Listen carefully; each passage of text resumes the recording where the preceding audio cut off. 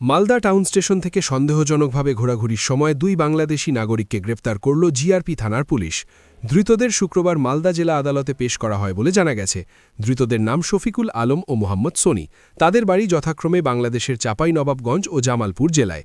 এই বিষয়ে জিআরপি থানার আইসি প্রশান্ত রায় জানান, দুপুরবেলা আমাদের প্ল্যাটফর্ম পার্টি আর এসওজি পার্টি ওদের কাছে খবর আসে যে বাংলাদেশের লোকগুলো বাংলাদেশ থেকে ইন্ডিয়া এসে ট্রেনে উঠবে এরকম খবর আসে। তো ওটাই ওয়ার্কআউট করতে গিয়ে দুপুর 2:30 নাগাদ দুইজন ব্যক্তিকে আমরা ধরতে পারিয়েছি। তাদের জিজ্ঞাসাবাদ করে জানতে পারলাম যে ওদের বাড়ি হচ্ছে বাংলাদেশ। একজনের বাড়ি নবাবগঞ্জ জেলা, একজনের বাড়ি জামালপুর জেলা বাংলাদেশ। ওরা আসছিল এখানে মালদা টাউন স্টেশনে। ওরা এখান থেকে চেন্নাই যাওয়ার ট্রেন ধরে চেন্নাই যেত কাজের জন্য।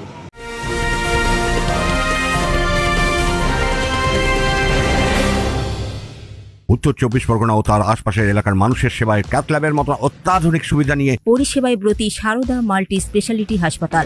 একই ছাদের তলায় মানুষ সাধারণ চিকিৎসা থেকে শুরু করে 24 ঘন্টা cath lab, MRI, CT scan, এনআইসিইউর মতো সুবিধা এবার থেকে পেয়ে যাবেন সারদা মাল্টি স্পেশালিটি হাসপাতালে। প্রয়োজনে যোগাযোগ করুন 033-2592-0730, 2593-0730, 2593-3562 ও 9331275635 নম্বরে। আমাদের ঠিকানা Royal Park, Kalyani expressway, Barrackpore, Kolkata 7,01,21। Sarada multi specialty হাসপাতাল, পরিষেবাই হোক আমাদের মূল লক্ষ্য। কোন বর্ডার দিয়ে এসেছিল, কতদিন আগে এসেছিল, কেউ জানতে পেরেছেন?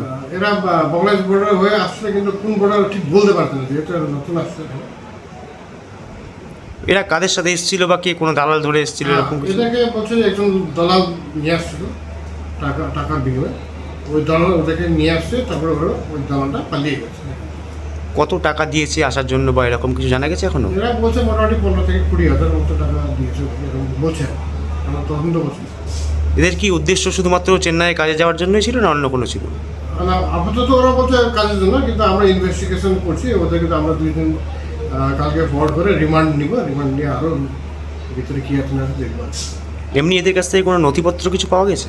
না, ওদের কাছে শুধু একটা মোবাইল পাওয়া গেছে, এটুকু।